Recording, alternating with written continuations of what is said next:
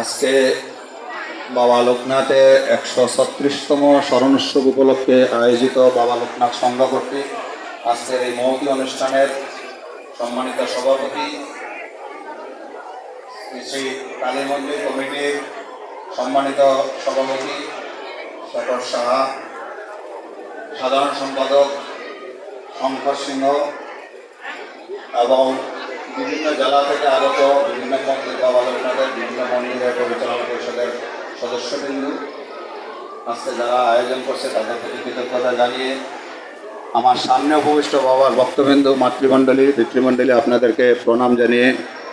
আমি আমার সংক্ষিপ্ত বক্তব্য আলোচনা শুরু করছি। আসলে বাবাকে নিয়ে আলোচনা করার মতন জ্ঞান আমার নেই, বাট আমি বিশ্বাস করি আপনারা যেমন বাবার কৃপা ছাড়া এখানে এতক্ষণ বসে নেই, তেমনি আমিও